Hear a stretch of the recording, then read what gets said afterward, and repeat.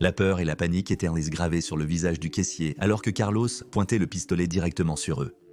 Le Burger King à Chihuahua, au Mexique, était une proie assez facile.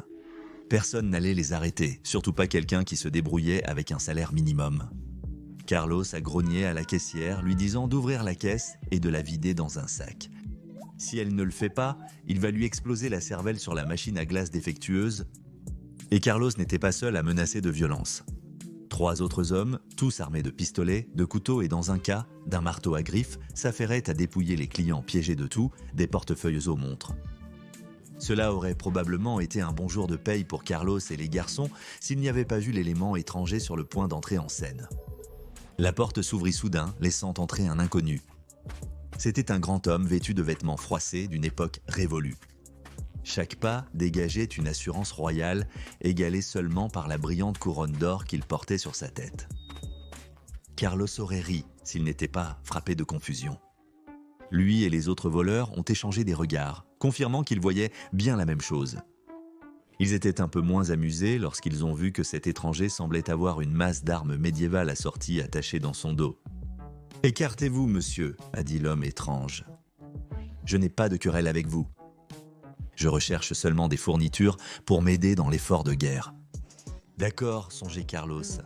Le gars est un cinglé, mais la couronne ressemble à la vraie chose. » Le voleur a braqué son arme sur l'étranger, lui ordonnant d'enlever sa couronne. Sinon, il finira la journée avec quelques trous supplémentaires dans son visage. Mais tandis que les autres clients et le personnel du restaurant se recroquevillaient, cet homme, ce roi, ne bronchait même pas. « Es-tu sûr de cela maintenant ?» a demandé l'étranger. Carlos a armé son pistolet. « Très bien. » D'un coup de pied soudain, l'homme mystérieux désarma Carlos, le pistolet volant en l'air. Avant que le voleur ne puisse bouger, le roi avait déjà dégrafé son marteau de guerre et frappé Carlos de son pommeau. Il s'écroula, blessé et sonné. Les 3 autres voleurs se mirent en action pour regagner l'honneur de leur chef. Mais ils ne s'en sortirent pas mieux. Alors que l'autre voleur pointait son pistolet sur le roi, ce dernier a balancé son marteau et a brisé tous les os de la main du voleur avec un craquement répugnant. Un voleur brandissant un couteau s'est abattu, tranchant furieusement en direction du roi. Mais sa cible était bien entraînée pour contrer les attaques au couteau. Il para les coups avec le manche de son marteau de guerre, chaque coup rebondissant sans faire de dégâts. Puis, le roi décida de terrasser le voleur armé d'un couteau avec un puissant lancer du droit. Le dernier voleur, encore debout, brandissait un marteau à griffes. Il regardait nerveusement son faible marteau, puis au gigantesque marteau de guerre que le roi tenait. Réalisant que ce combat était perdu d'avance, il s'enfuit du bâtiment. Mais ce n'était pas fini. Le roi, étonnamment noble, a aidé les voleurs qu'il venait de battre à se remettre sur pied, s'adressant à Carlos, légèrement commotionné, comme leur chef. « J'admire votre esprit de combat, mais je ne tolérerai pas le banditisme dans mon royaume, dit le roi. Allez maintenant et vivez en tant que meilleurs hommes. » Les 3 voleurs restants sont partis, laissant seuls le roi et les clients et le personnel stupéfait du Burger King de Chihuahua. Le roi s'est approché de la caisse et a passé sa commande. 15 burgers, 5 portions de frites, 3 milkshakes et une glace. Personne n'a été surpris par la commande bizarre du roi. Ils l'ont assemblée sans poser de questions ou regarder la caisse. Il a dévoré les frites, puis a versé lentement chaque milkshake sur sa masse d'armes. Et juste au moment où il pensait qu'il ne pouvait pas être plus étrange, le roi les a laissés stupéfaits et perplexes. En utilisant les 15 burgers et bien sûr la glace, il a créé une petite figure humanoïde à partir de la viande et du pain. Puis, comme par une sorte de magie noire, la créature a ouvert les yeux, couvert de graisse, a ramassé le couteau qu'un des voleurs avait laissé tomber et a suivi obéissamment le roi hors du restaurant. Juste un autre jour chez Burger King, n'est-ce pas? La restauration rapide est essentielle au rythme de vie effréné d'aujourd'hui. Au XXIe siècle, la commodité est susceptible d'être la plus grande marchandise, jusqu'à ce qu'elle soit remplacée par de l'eau propre et des terres sèches dans quelques décennies. Mais étant donné qu'il semble y avoir un Burger King ou un McDonald's, ou si vous êtes malchanceux, un Arby's à chaque coin de rue, cela ne devrait surprendre personne que certaines de ces instances aient développé une qualité anormale. C'est certainement vrai pour SCP-4953, le Burger King lui-même. Malgré le fait qu'il soit l'une des mascottes pays de restauration rapide les plus effrayantes, avec comme principal concurrent un clown, le Burger King semble être une anomalie relativement bienveillante. L'attrait est définitivement accru par l'absence de la tête effrayante en fibre de verre de son homologue marketing. Ce Burger King semble, à première vue, être un être humain normal vêtu d'une tenue royale et d'une couronne, et on le voit souvent manier des armes médiévales lorsqu'il se manifeste dans des lieux Burger King aléatoires à travers le monde. Ces manifestations de faim ne semblent jamais durer plus de 20 minutes, et pendant la période des fêtes anomales, le personnel et les clients du Burger King affectés ne semblent pas remarquer quelque chose d'inhabituel dans la situation. Le Burger King lui-même s'approchera du comptoir, parfois dans un état de blessure, et passera une commande bizarre que le personnel du restaurant fera de son mieux pour accomplir, mettant les autres clients en attente jusqu'à ce qu'ils puissent le faire. Quand Sa Majesté reçoit sa commande, un effet anormal secondaire s'active souvent. En utilisant les ingrédients de Burger King, il peut invoquer ou réparer ses fidèles serviteurs fabriqués à partir de la restauration rapide qui alimente son empire commercial. Ces serviteurs peuvent être animaux ou humanoïdes, mais servent toujours les intérêts de leur monarque carné. Heureusement, comme le roi, ces êtres étranges ont montré une étrange bienveillance envers les passants.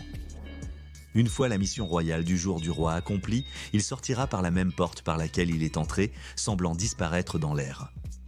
La Fondation n'a jamais trouvé de moyen fiable d'empêcher SCP-4953 d'entrer dans un bâtiment, ni de le détenir ou de l'empêcher de partir de son plein gré. Après tout, comment pouvez-vous enfermer le roi dans son propre royaume ?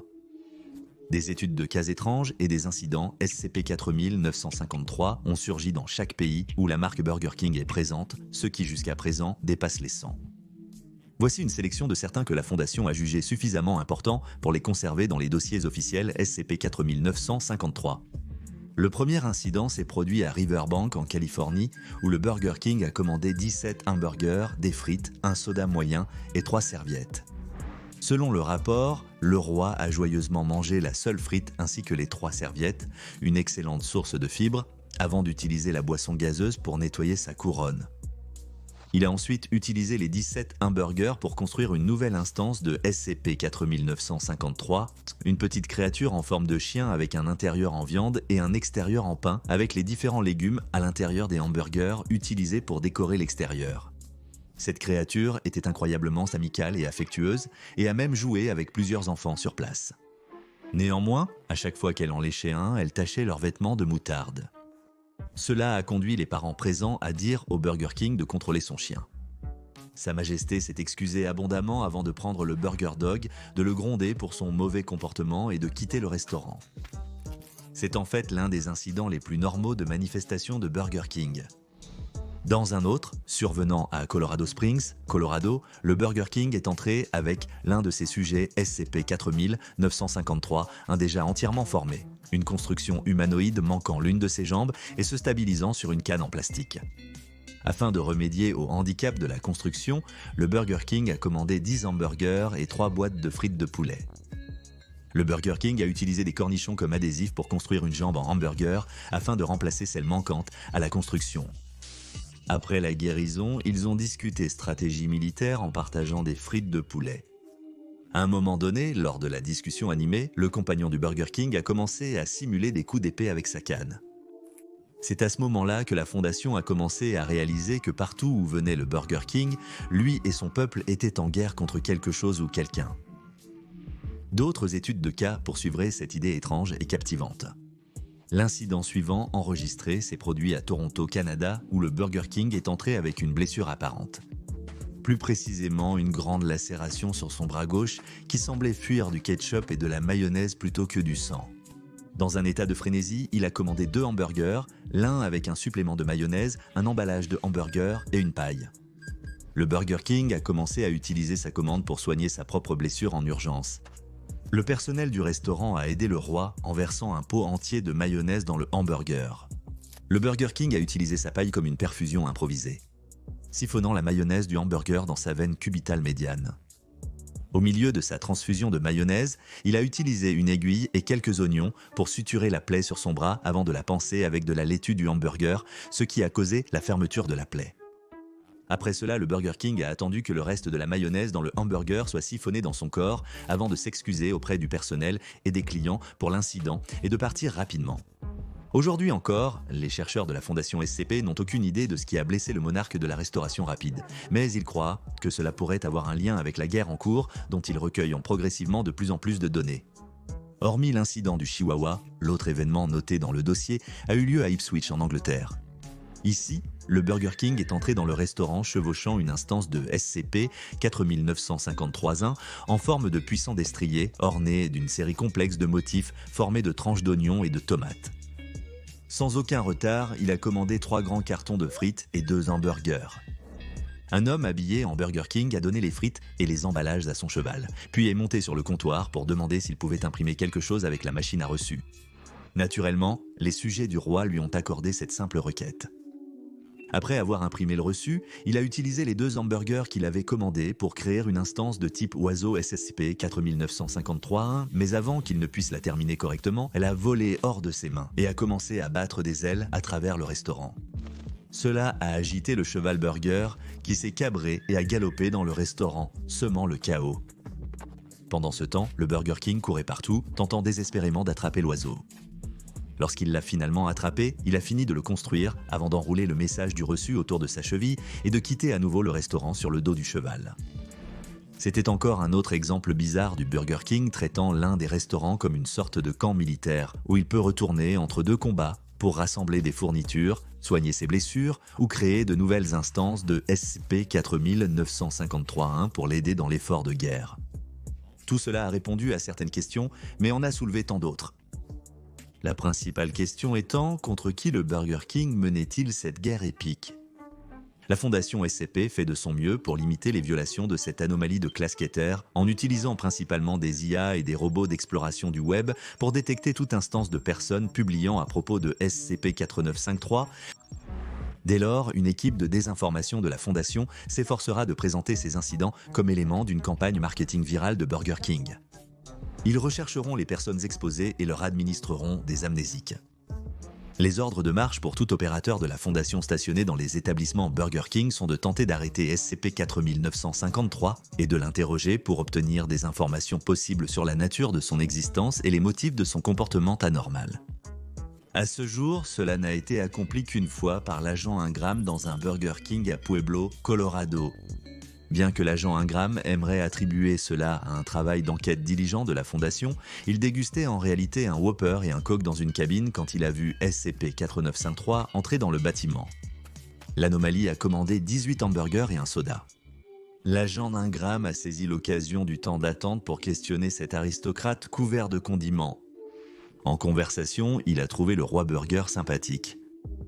Un peu distant, à la manière d'un roi médiéval parlant à un paysan, Ingram a interrogé le roi sur le mystérieux champ de bataille dont il prétendait venir, où lui et ses forces combattaient d'autres souverains inconnus pour la maîtrise du bœuf, dit être la véritable fondation du puissant royaume du roi burger. Il a parlé d'alliés dans la guerre, l'aidant dans sa quête, juste disant « Mon allié Horton préfère se battre aux côtés de ses soldats. Ce n'est pas que je ne me bats jamais. Tu aurais dû voir mon duel avec Jack à Grease's Edge. » C'était une bataille pour les âges. Ingram n'avait pas le contexte pour donner un sens à tout cela, mais il a persisté, espérant que la collecte de toutes les données disponibles pourrait rendre l'image beaucoup plus claire.